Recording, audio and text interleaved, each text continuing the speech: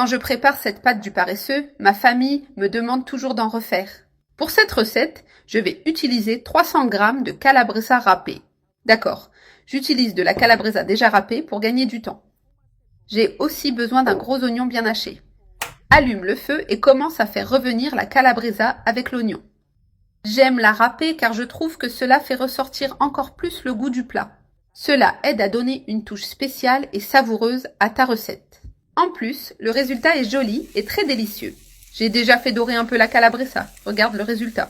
Ensuite, je vais ajouter 2 gousses d'ail écrasées. D'accord ? Maintenant, j'ajoute 200 g de concentré de tomate dans la casserole.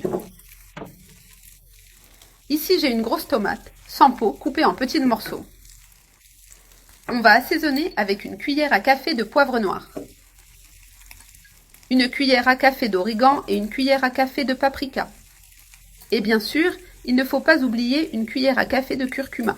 Ensuite, j'ajoute ici une demi-tasse d'eau filtrée. Avec l'eau ajoutée, il est temps de bien mélanger tous les ingrédients, en intégrant toutes les saveurs de cette sauce épaisse et parfumée. Maintenant, laisse cuire la sauce à feu doux pendant environ 10 minutes, jusqu'à ce qu'elle épaississe un peu. Pendant ce temps, dans une autre casserole, je vais mettre 300 g de penne. Ajoute assez d'eau pour couvrir complètement les pâtes. Dans mon cas, j'aime ajouter un peu de sel à l'eau de cuisson. Mais si tu préfères éviter, tu peux aussi cuire sans sel. Allume le feu et laisse cuire les pâtes jusqu'à ce qu'elles soient al dente. Une fois les pâtes cuites, éteins le feu et égoutte-les bien.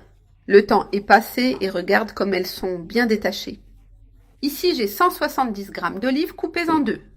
Une fois les pâtes prêtes, on les ajoute à la sauce avec 200 g de crème. Mélange tout doucement pour bien intégrer les ingrédients.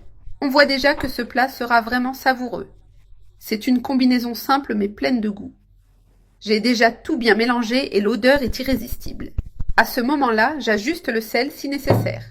Si tu sens qu'il en manque, ajoute petit à petit selon ton goût. Maintenant, je termine avec beaucoup de fromage râpé par-dessus. J'aime en mettre une bonne quantité pour que ça gratine bien. Tu peux utiliser le fromage que tu préfères.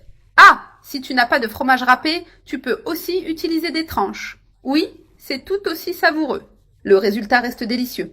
L'important, c'est d'ajouter du fromage. Moi, j'aime en mettre beaucoup. Mais si tu préfères en mettre moins, fais comme tu veux. Maintenant, je couvre la casserole et je laisse cuire 5 minutes, jusqu'à ce que le fromage fonde bien. Une fois le temps passé, notre pâte est prête à être servie. Et maintenant, vient le meilleur moment. Déguster cette délicieuse pâte crémeuse.